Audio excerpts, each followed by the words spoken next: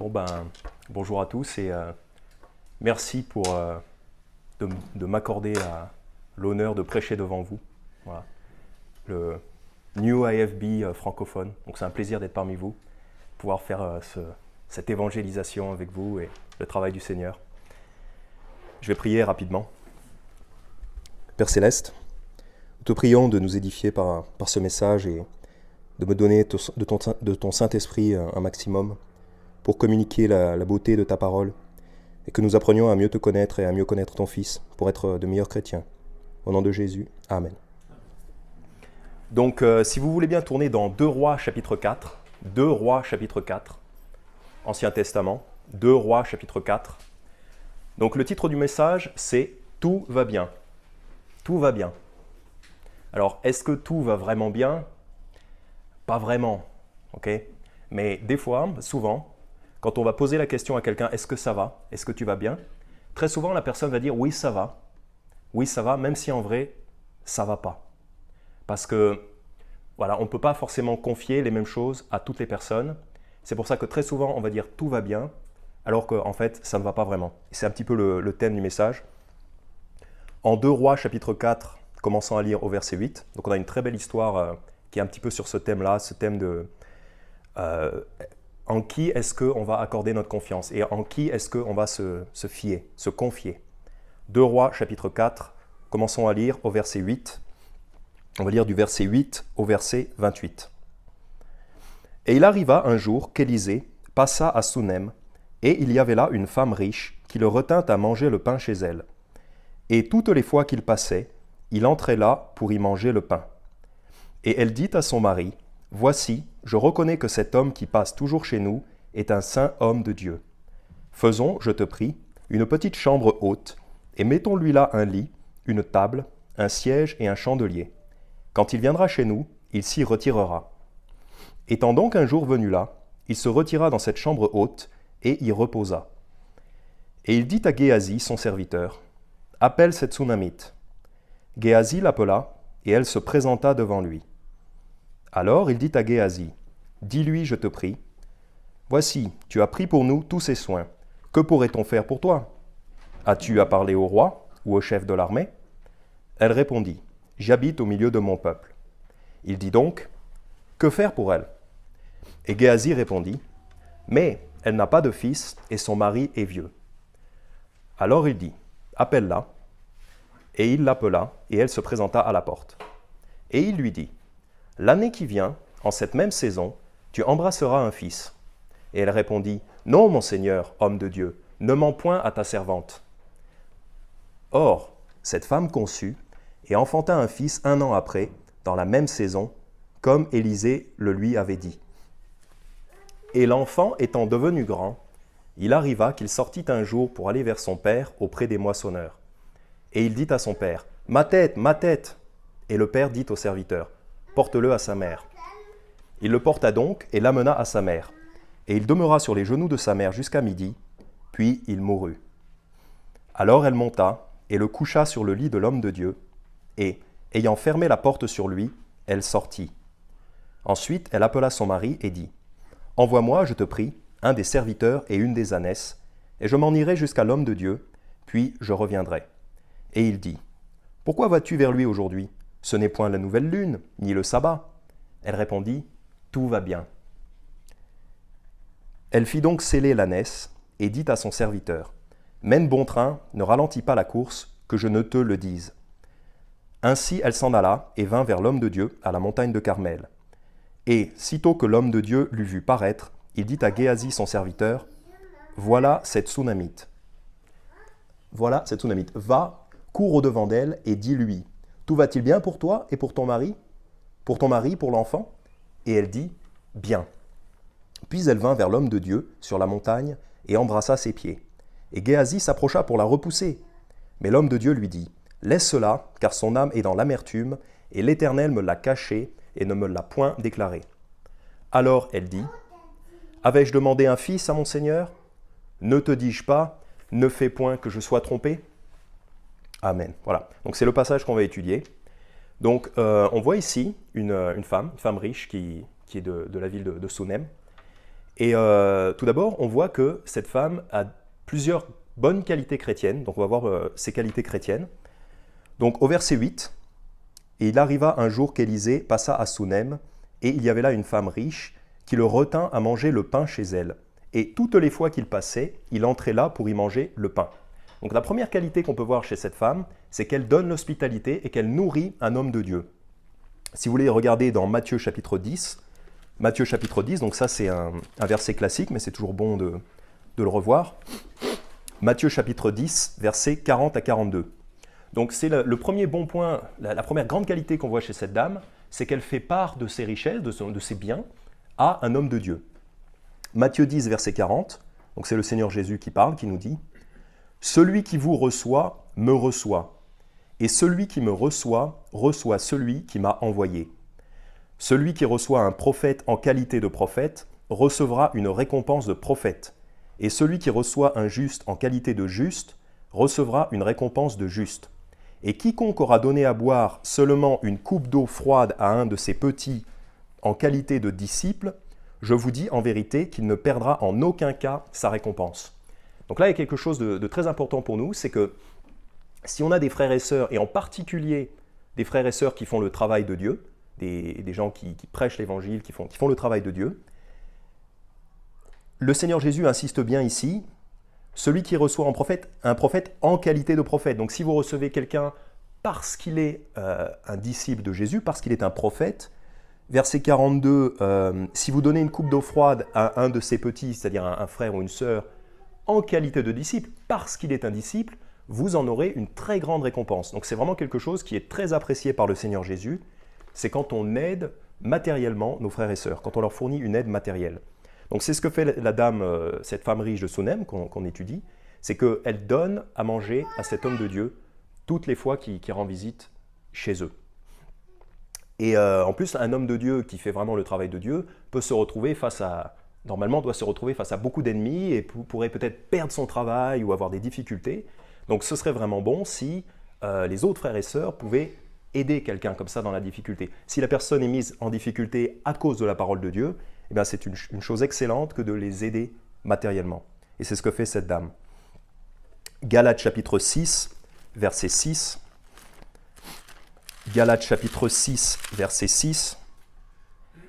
Que celui qu'on instruit dans la parole, donc ça quelque part c'est chacun d'entre nous, tous ceux d'entre nous qui recevons instruction dans la parole de Dieu, que celui qu'on instruit dans la parole fasse part de tous ses biens à celui qui l'instruit. Donc fasse part de tous ses biens, ça ne veut pas dire qu'il faut tout donner à l'enseignant biblique, mais ça veut dire qu'il faut en donner une partie de tout ce que nous avons, il faut le donner pour aider les ministres du Seigneur.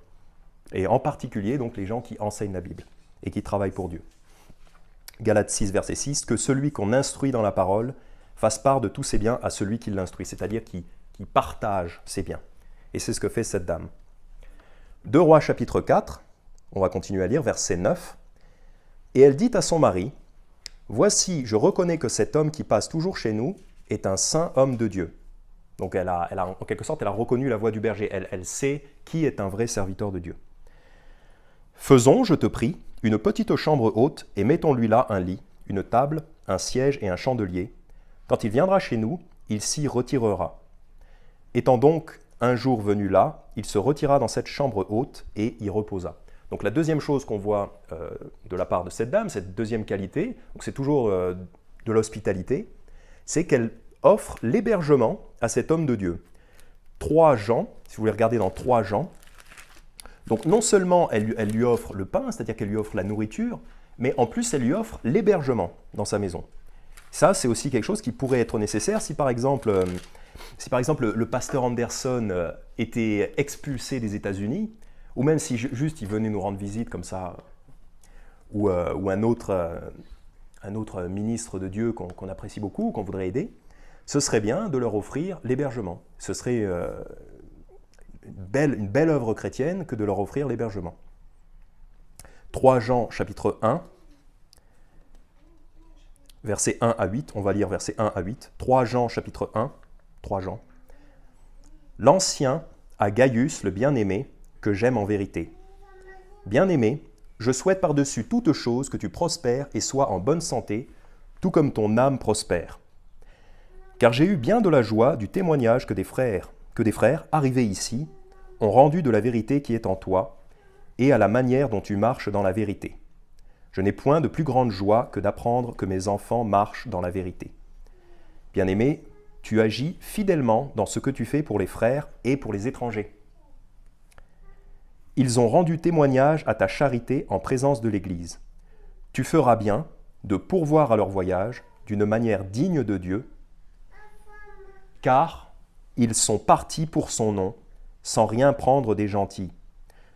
Donc pourquoi est-ce que Jean va commander même à cet homme d'aider même financièrement ces frères-là? Au verset 7, « Car ils sont partis pour son nom, sans rien prendre des gentils. » C'est même plus que de la charité, là c'est carrément de l'aide au ministère, en produisant une aide financière à un serviteur de Dieu. Verset 8, « Nous devons donc recevoir de tels hommes, afin de devenir des compagnons d'œuvre pour la vérité. » Donc c'est ça l'enjeu, c'est de devenir des compagnons d'œuvre. Si vous aidez un frère, une sœur, et en particulier quelqu'un qui fait le travail de Dieu, vous êtes compagnon d'œuvre pour la vérité. C'est-à-dire que vous recevez des récompenses avec cette personne, simplement en hébergeant cette personne ou en aidant matériellement cette personne pour la nourriture. Et c'est ce que fait cette dame. Donc elle a déjà des belles qualités d'hospitalité. Deuxième qualité qu'on voit chez cette femme, c'est qu'elle est soumise à son mari, bien que son mari ne soit pas, ou voire pas du tout spirituel, que même son mari est très peu ou pas du tout spirituel. Et pourtant, elle se soumet quand même à lui. Regardez versets 9 et 10, donc 2 Rois chapitre 4, versets 9 et 10, « Et elle dit à son mari, « Voici, je reconnais que cet homme est un homme de Dieu, est un saint homme de Dieu. » Donc, ce n'est pas son mari qui a reconnu que cet homme était un homme de Dieu, c'est elle, parce que son mari, il s'en fiche probablement. C'est elle qui a reconnu ça. Donc elle est spirituelle, son mari ne l'est pas, ou très peu. C'est elle qui prend l'initiative, mais on voit quand même qu'elle demande à son mari, verset 10, « Faisons, je te prie ». Donc elle demande quand même l'autorisation à son mari parce qu'elle est soumise, bien qu'elle ait un mari qui soit pas spirituel et auquel il est probablement difficile de se soumettre. Verset 10, « Faisons, je te prie, une petite chambre haute ». Donc elle lui demande quand même la permission, elle use de sagesse en la matière. 2 Rois chapitre 4, versets 22 et 23. On voit au verset 22 et 23. « Ensuite, elle appela son mari et dit, « Envoie-moi, je te prie. » Donc encore une fois, elle demande l'autorisation à son mari, elle se soumet à son mari. « Envoie-moi, je te prie, un des serviteurs et une des ânesses, et je m'en irai jusqu'à l'homme de Dieu, puis je reviendrai. » Et c'est au verset 23 qu'on voit que son mari n'est pas spirituel, puisqu'au verset 23, « Et il dit, « Pourquoi vas-tu vers lui aujourd'hui ? Ce n'est point la nouvelle lune, ni le sabbat. » Donc en fait, on voit que c'est le genre d'homme qui va aller, par exemple, qui va aller à l'église qu'à Noël ou pour les grandes occasions. Ou... Il ne comprend pas qu'on peut vouloir faire des choses spirituelles dans des temps, c'est-à-dire n'importe quand. Il ne comprend pas qu'on puisse faire des choses spirituelles en dehors des temps qui sont normalement dédiés à ça. Parce qu'il n'est évidemment pas spirituel. Et donc elle lui dit quand même « je te prie », donc elle lui fait quand même des demandes soumises. Donc c'est une belle qualité pour elle. Donc la leçon pour nous, c'est qu'il faut faire pareil. Donc évidemment, ça s'applique premièrement aux femmes mariées qui sont soumises à l'autorité de leur mari, mais ça s'applique à chacun d'entre nous, évidemment par extension, d'être soumis à nos autorités. 1 Pierre chapitre 1. 1 Pierre chapitre 1. Et on voit qu'elle peut quand même faire des choses spirituelles. Donc même si son mari n'est pas spirituel, puisqu'elle a la bonne attitude, on lui laisse quand même la liberté de faire des choses spirituelles. Donc aller voir l'homme de Dieu, accueillir l'homme de Dieu, etc. Donc elle a quand même cette liberté, même si son mari n'est pas spirituel. 1 Pierre chapitre 3, donc c'est un passage très classique, chapitre 3 verset 1, 1 Pierre chapitre 3 verset 1.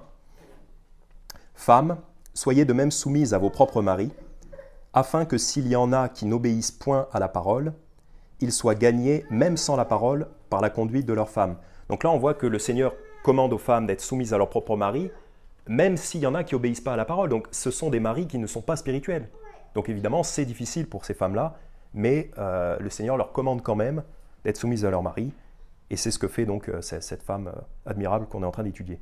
Verset 2, « Lorsqu'ils verront votre conduite chaste et respectueuse », donc c'est la conduite de cette femme de Sunem, dont la parure ne doit pas être cette parure extérieure de l'entrelacement des cheveux et le parement d'or ou le port de vêtements d'apparat, mais que ce soit celle de l'homme caché du cœur, dans ce qui n'est point corruptible, soit l'ornement d'un esprit doux et paisible, lequel est d'un grand prix devant Dieu.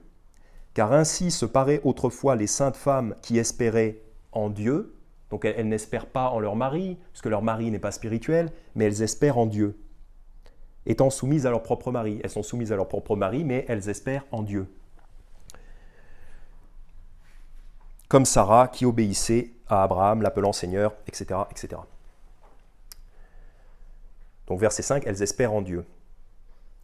Et 1 Pierre chapitre 2, verset 18, « Serviteurs, soyez soumis à vos maîtres en toute crainte, non seulement à ceux qui sont bons et gentils, mais aussi aux fâcheux. » Donc de toute évidence, ça s'applique aux femmes, mais ça s'applique à l'ensemble d'entre nous. Donc d'obéir à nos autorités. Donc qu'est-ce qui va arriver à cette femme? Donc là, on entre un peu dans le vif du sujet, dans l'histoire. Verset 12 à 14, verset 12 donc, « Et il dit à Géasi, son serviteur, « Appelle cette Sunamite. » Géasi l'appela et se présenta devant lui. Alors il dit à Géasi, « Dis-lui, je te prie, voici, tu as pris pour nous tous ces soins. Voici, tu as pris pour nous tous ces soins. Que pourrait-on faire pour toi? As-tu à parler au roi ou au chef de l'armée? » Elle répondit, « J'habite au milieu de mon peuple. » Donc, j'habite au milieu de mon peuple, c'est-à-dire qu'elle s'en fiche de voir le roi, elle s'en fiche de voir le chef du commandement humain, elle espère en Dieu. Proverbe 29, verset 26. Donc, elle ne veut pas parler au roi, ça lui est égal. Proverbe 29, verset 26. Plusieurs recherchent la faveur du dirigeant, mais le jugement de tout homme vient de l'Éternel. Donc, plusieurs recherchent la faveur du dirigeant. Donc, ça, c'est... Dans le monde, on peut être tenté d'être copain-copain avec les grands, avec les puissants, parce qu'on pense que ça va nous attirer la faveur, que ça va nous attirer des avantages. Mais le jugement de tout homme vient de l'Éternel. Et cette femme, elle ne veut pas rencontrer le roi, elle s'en fiche, puisqu'elle a confiance en Dieu. On revient à 2 Rois chapitre 4. Il dit donc, que faire pour elle? Bon, ça part d'une bonne intention, ça part d'un bon sentiment. Que faire pour elle?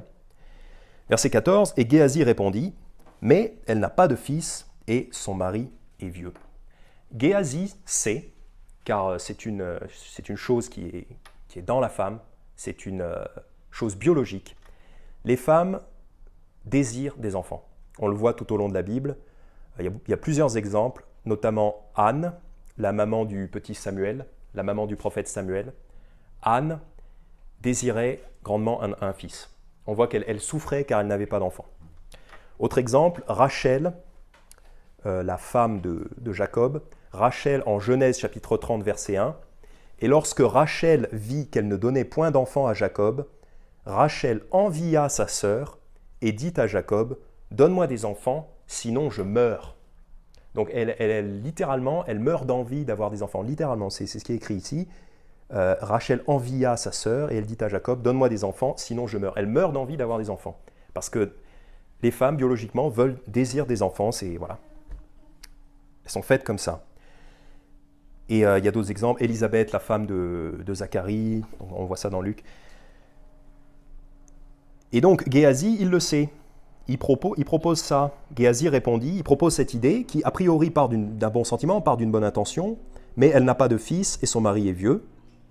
Et Élisée va simplement aller avec cette idée, donc être d'accord avec ça. Verset 15, alors il dit, appelle-la, et il l'appela, et elle se présenta à la porte. Et il lui dit, l'année qui vient, en cette même saison, tu embrasseras un fils.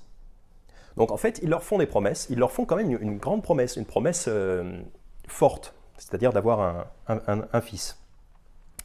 Et au verset 16, et elle répondit, non, mon Seigneur, homme de Dieu, ne mens point à ta servante.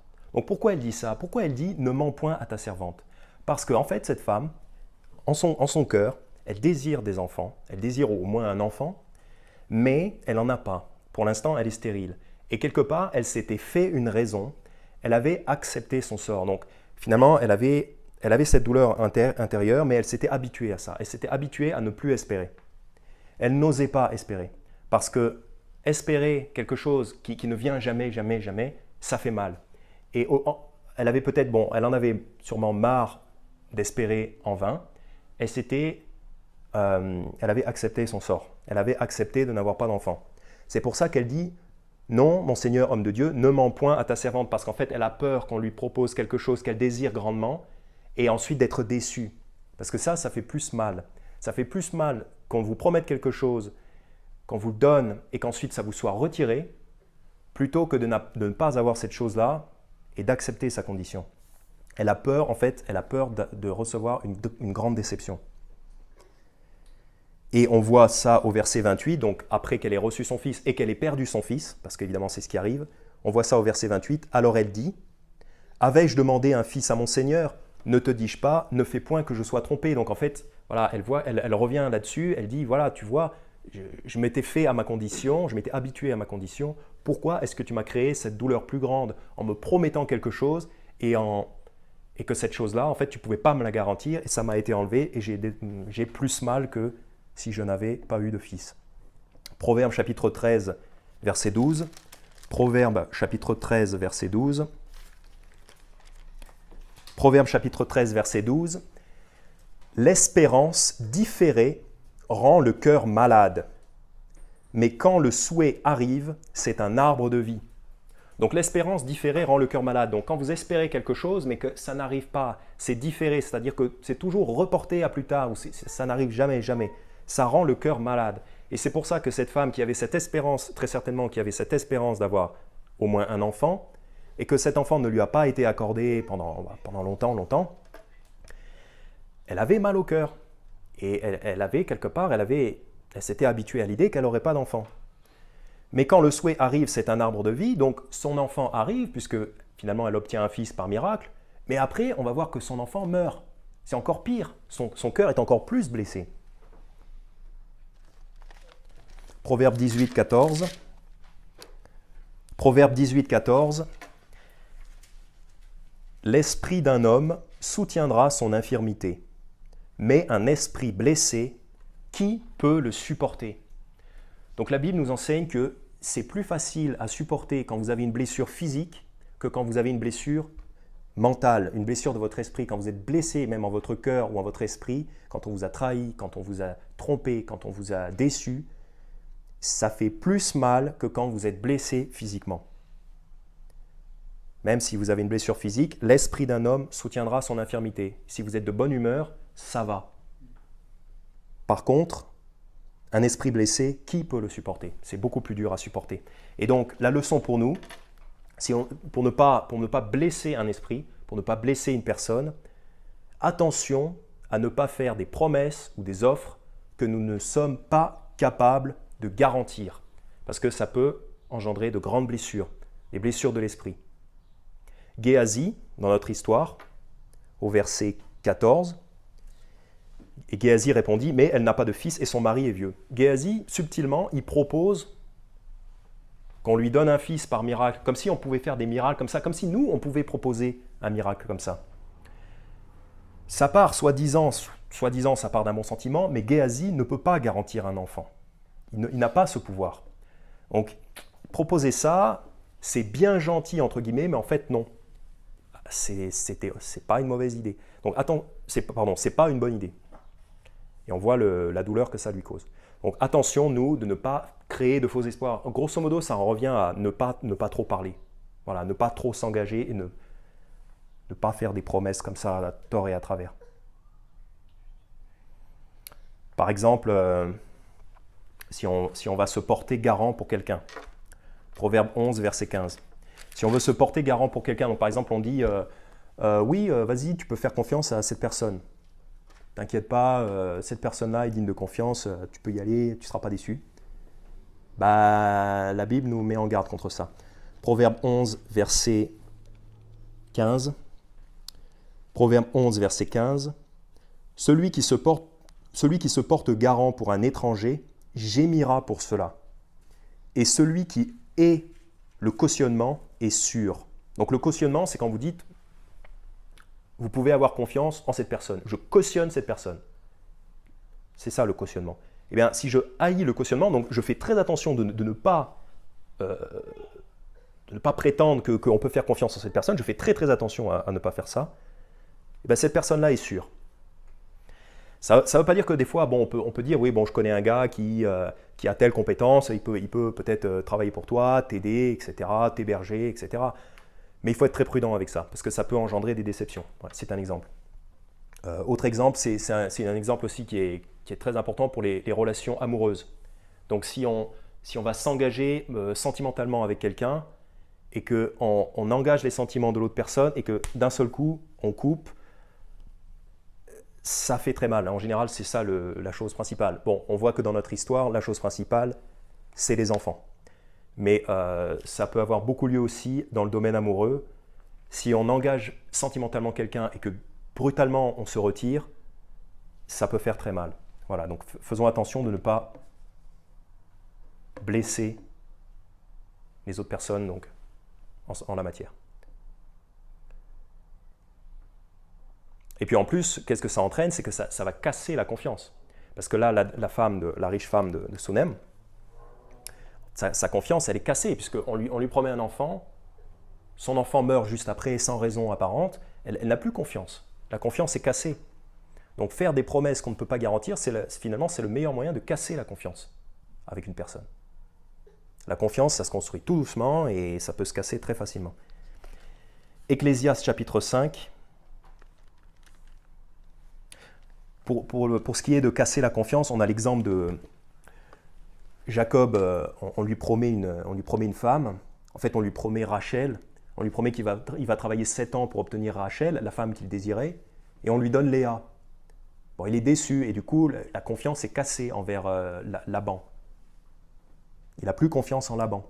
Et que dire de la pauvre Léa? Léa, on lui dit qu'elle va avoir un mari, mais on lui donne à épouser Jacob, qui ne l'aime pas. Donc voilà, là aussi, Léa, elle est totalement déçue et désespérée. Tout ça parce que Laban a fait une espèce de promesse un peu boueuse, qui tient pas la route, et qui n'était pas capable de garantir. Ecclésiaste chapitre 5, versets 4 à 6. Ecclésiaste chapitre 5, versets 4 à 6, très classique. « Quand tu auras fait un vœu à Dieu, ne diffère point de l'accomplir. » Donc quand tu fais un vœu, c'est-à-dire quand tu t'engages à faire quelque chose devant Dieu, ne diffère point de l'accomplir, car il ne prend point plaisir aux insensés. Accomplis donc le vœu que tu as fait. Donc si vous faites un vœu et que vous ne l'accomplissez pas, c'est que vous êtes un insensé. Donc il faut travailler sur soi et faire le moins de vœux possible, voire pas du tout. Verset 5, « Il vaut mieux que tu ne fasses point de vœux que d'en faire et de ne pas les accomplir. Ne permets pas à ta bouche de te faire pécher et ne dis pas devant l'envoyé de Dieu que c'est une erreur. » Par exemple, vous dites « Ok, je m'engage à faire ça, tu peux compter sur moi. » Vous ne le faites pas. Et après, vous dites « Ah, mais c'était une erreur. » Ben non, c'est insensé de faire ça. Pourquoi Dieu s'irriterait-il de tes paroles et détruirait-il l'ouvrage de tes mains? Donc revenons à 2 Rois chapitre 4. Verset 16, « Et elle répondit, non, mon Seigneur, homme de Dieu, ne mens point à ta servante. » Elle craint déjà qu'on va lui briser le cœur. Verset 17, « Or cette femme conçut et enfanta un fils 1 an après, dans la même saison, comme Élisée le lui avait dit. » Ok, donc la promesse quand même peut durer un certain temps. Verset 18, « Et l'enfant étant devenu grand, il arriva qu'il sortit un jour pour aller vers son père auprès des moissonneurs. Et il dit à son père, « Ma tête, ma tête !» Et le père dit au serviteur, « Porte-le à sa mère. » Donc le père, on voit qu'il n'en a pas grand-chose à faire de son fils. On dirait que on n'a pas l'impression qu'il s'en soucie vraiment. Verset 20, et en fait c'est ce qu'on voit dans cette histoire, on voit que le mari de cette femme, et on verra plus tard que Géasi, ils sont un petit peu insensibles. C'est là-dessus aussi qu'il faut travailler, c'est que ces hommes-là sont un petit peu insensibles. Et c'est un problème ici. C'est un problème pour eux. Verset 20, « Il le porta donc et l'amena à sa mère, et il demeura sur les genoux de sa mère jusqu'à midi, puis il mourut. » Et là, entre les versets 20 et verset 21, il y a une espèce de non-dit.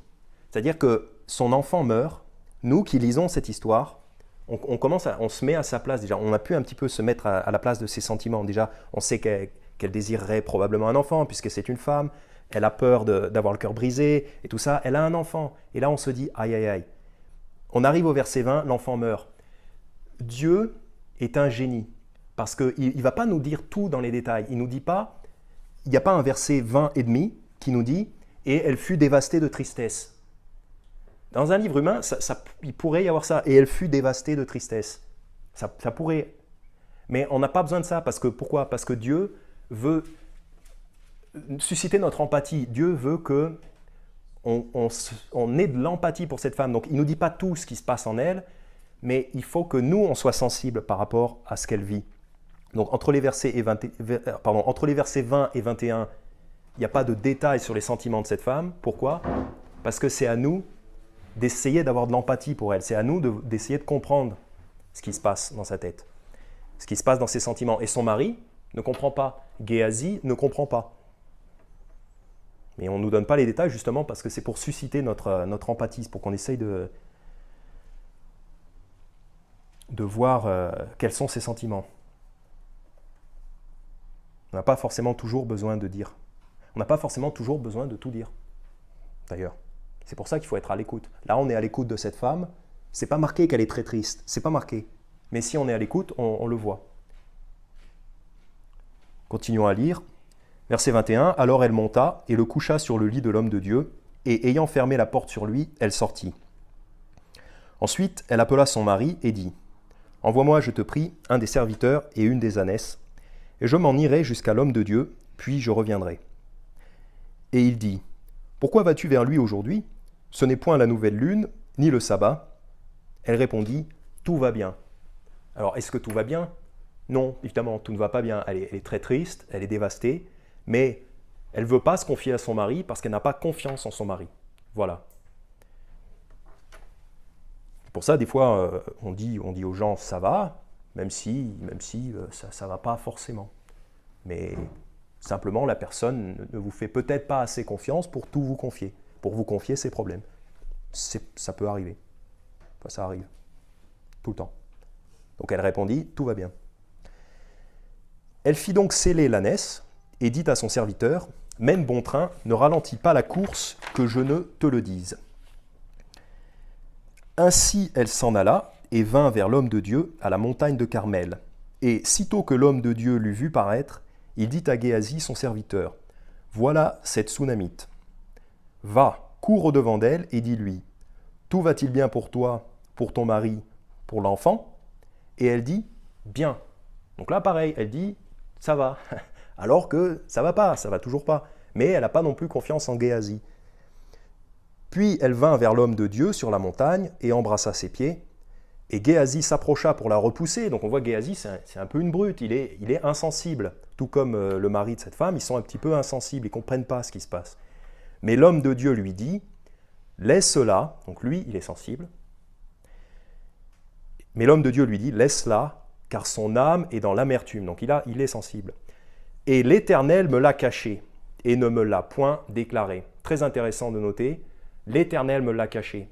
Donc même l'Éternel respecte les sentiments de cette femme. C'est-à-dire que l'Éternel n'a pas dit au prophète elle est comme ça parce qu'il lui est arrivé ça, etc. Non, l'Éternel a respecté les sentiments de cette femme. Même l'Éternel ne lui a pas révélé l'intimité, le cœur de cette femme. Donc il l'a respecté. L'Éternel me l'a caché et ne me l'a point déclaré. Pourquoi ? Parce que l'Éternel respecte les sentiments des personnes.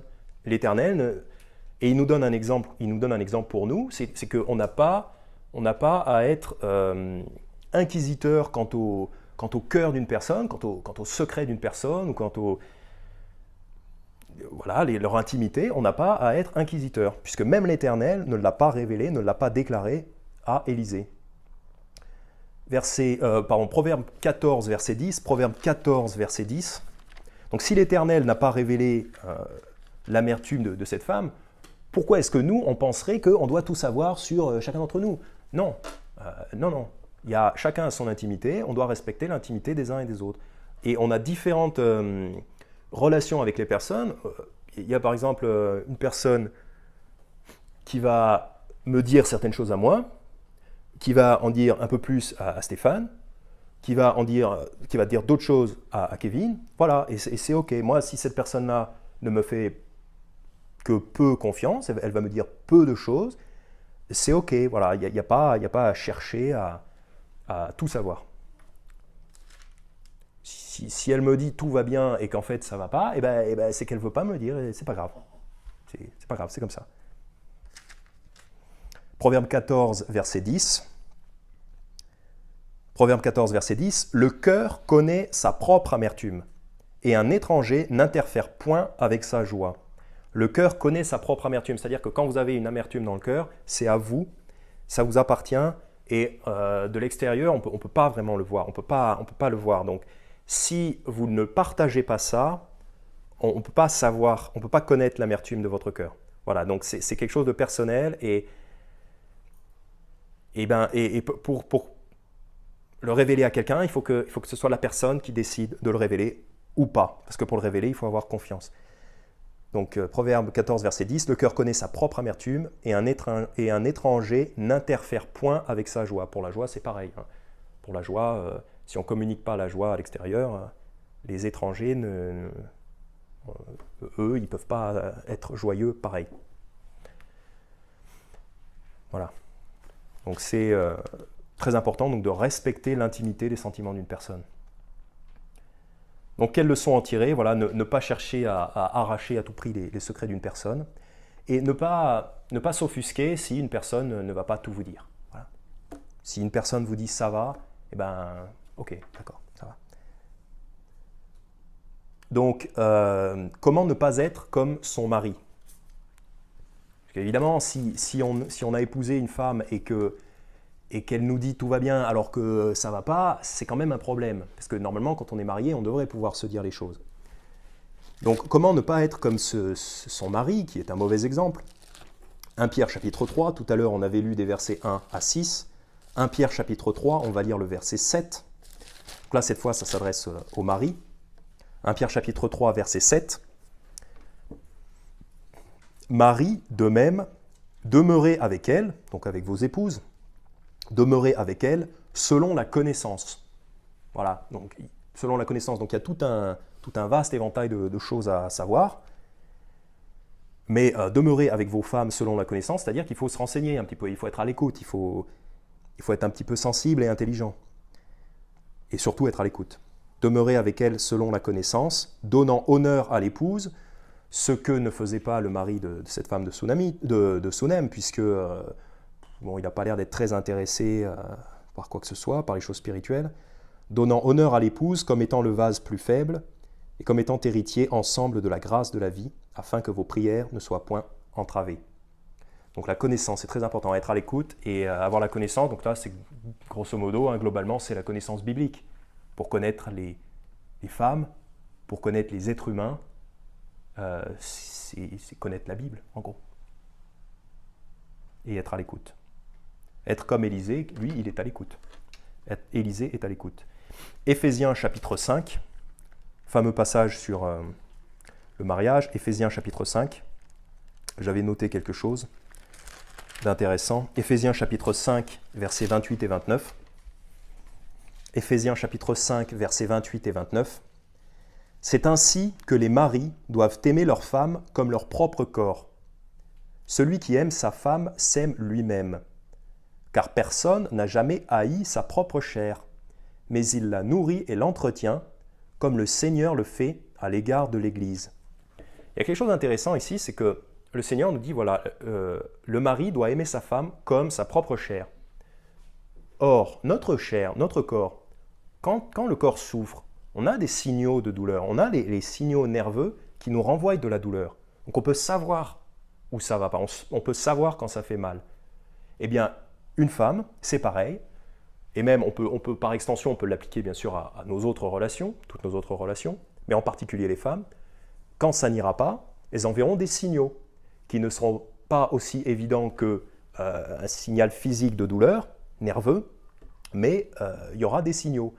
Donc de la même façon que le corps, quand il a mal, il envoie des signaux, eh bien les autres personnes, les frères et sœurs et en particulier donc une femme par rapport à son mari, enverront des signaux de douleur qu'il faudra savoir écouter. Et donc comme ce ne sera pas aussi évident que la douleur physique, il faut être à l'écoute, il faut être sensible, il faut faire des efforts pour être peut-être un peu plus sensible. Ne pas être une brute. Géasi est un petit peu une brute, parce que Géasi même, il la repousse, donc il ne voit pas du tout qu'elle va mal. Il la repousse, il l'empêche de venir. On a l'impression que c'est un thème dans la Bible, ça, les serviteurs, les disciples qui empêchent toujours les gens de venir auprès de Jésus. Là, il empêche cette femme de venir auprès de Élisée. On a l'impression que c'est un thème dans la Bible. Pourquoi repousser une personne comme ça, sauf si on est insensible, si on manque de sensibilité? Romains chapitre 12, versets 15 et 16. Romains chapitre 12, versets 15 et 16.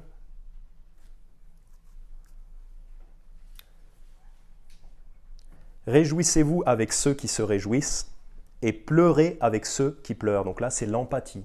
Voilà. C'est-à-dire de partager les sentiments des autres, d'avoir les mêmes sentiments. Et pour ça, il faut comprendre quels sont les sentiments des autres. Il faut être à l'écoute. Verset 16. Ayez un même sentiment les uns pour les autres. N'aspirez point aux grandeurs, mais condescendez aux hommes d'humble condition. Ne soyez pas sages en vos propres conceptions. Là, l'idée, c'est de compatir aux souffrances d'autrui. Et j'avais relevé aussi un autre verset, mais je ne l'ai pas noté. Oui, c'était dans 1 Pierre. En fait, c'était dans 1 Pierre chapitre 3, juste à la suite de ce qu'on a lu. 1 Pierre chapitre 3, verset 8, donc c'est juste la suite de ce qu'on avait lu. Finalement, soyez tous d'un même sentiment, compatissants, donc voilà, ce que Géasi n'est pas, compatissants, fraternels, soyez pitoyables, c'est-à-dire capables d'avoir pitié, capables de prendre pitié. J'avais un collègue, ça m'avait beaucoup touché quand il m'avait dit ça, il m'avait dit, et c'est un jeune homme qui n'est pas sauvé, il m'avait dit, les gens n'ont pas de pitié aujourd'hui.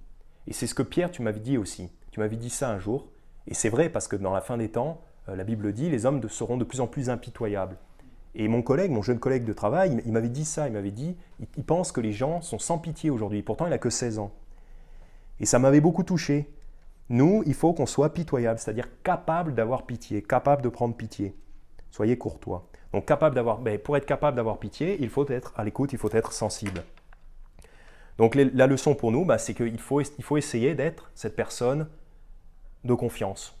Voilà, justement pour pouvoir être une aide pour quelqu'un qui souffre, il faut qu'on fasse des efforts, non pas pour être un inquisiteur, mais pour être une personne de confiance. Et en conclusion, on va regarder Jean chapitre 11. Jean chapitre 11, parce qu'en fait, j'ai trouvé beaucoup de similarités entre notre histoire en 2 Rois chapitre 4 et Jean chapitre 11, l'histoire de Lazare, la mort de Lazare. Parce que Lazare, qui est un ami de Jésus, va mourir, il va s'endormir, puisqu'il est chrétien, donc il s'endort, il va avec le Seigneur en attendant la résurrection. Mais c'est quand même un ami de Jésus, donc il y a beaucoup de similarités. Jean chapitre 11, verset 21. Et Marthe dit à Jésus, j'aime beaucoup Marthe parce que Marthe a l'esprit pratique. Elle est très, on a l'impression qu'elle est comme militaire, elle a l'esprit pratique. Marthe dit à Jésus, Seigneur, si tu eusses été ici, mon frère ne serait pas mort. Elle raisonne par A plus B. Oui, c'est vrai, si Jésus, qui est la vie, avait été ici, oui, évidemment, il ne serait pas mort, voilà, puisque Jésus aurait dit une parole et Lazare aurait été immédiatement guéri. Elle a l'esprit très pratique, fonctionnel. Si tu eusses été ici, mon frère ne serait pas mort. Mais je sais que, maintenant même, tout ce que tu demanderas à Dieu, Dieu te l'accordera, ce qui est vrai. Le Seigneur Jésus peut obtenir tout ce qu'il veut de son Père. Jésus lui dit, ton frère ressuscitera, ce qui est vrai. Et d'ailleurs, on voit que dans notre histoire avec la femme riche de Sunem, son fils est ressuscité. Donc on ne va pas l'étudier aujourd'hui, mais son fils est ressuscité plus tard. Donc, effectivement, ton frère ressuscitera. Donc, à la limite, ne t'inquiète pas. C'est un raisonnement un petit peu mathématique, un petit peu presque froid, mais c'est la vérité. Marthe lui répondit, je sais qu'il ressuscitera à la résurrection au dernier jour. Donc oui, je sais, je connais la doctrine, je sais qu'il ressuscitera. Mais en fait, Marthe, elle dévoile pas ses sentiments. On a l'impression qu'elle est comme... elle c'est pas qu'elle n'a pas de sentiments, mais on a l'impression qu'elle est vraiment carrée dans ses paroles. Et en tout cas, ça touche pas le Seigneur Jésus de la même façon qu'on va voir après. Jésus lui dit « Je suis la résurrection et la vie. Celui qui croit en moi vivra, quand même il serait mort. Et quiconque vit et croit en moi ne mourra jamais. Crois-tu cela ?»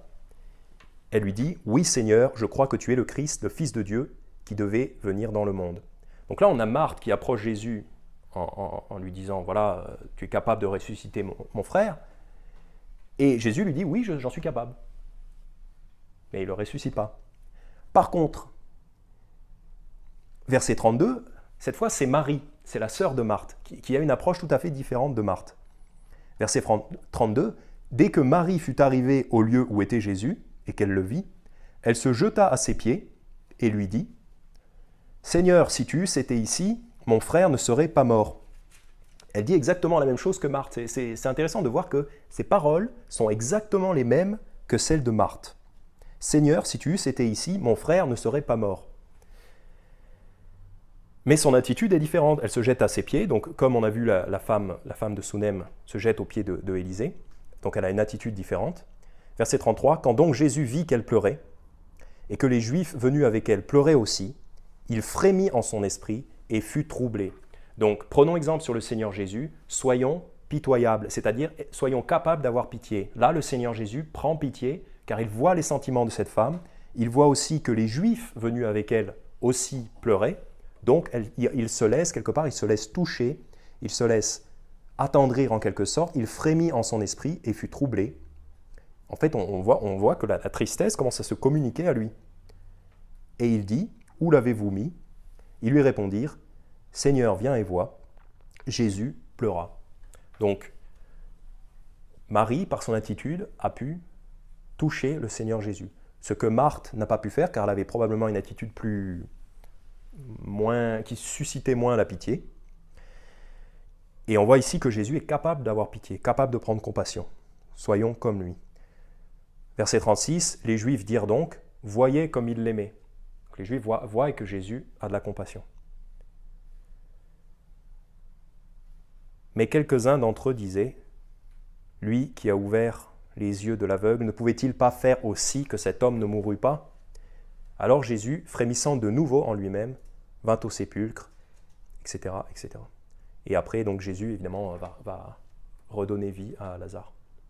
Donc là, vraiment, ce qui est intéressant, c'est qu'on voit que le Seigneur Jésus, il reçoit une femme qui est évidemment dans la tristesse et que la tristesse qu'il reçoit va le toucher, lui. Donc, l'exemple pour nous, c'est d'essayer d'être comme ça, d'être sensible comme le Seigneur Jésus, à la différence de Géasi et à la différence du mari de cette femme, qui sont un petit peu des brutes, hein, quelque part, qui sont des gens un petit peu froids et insensibles.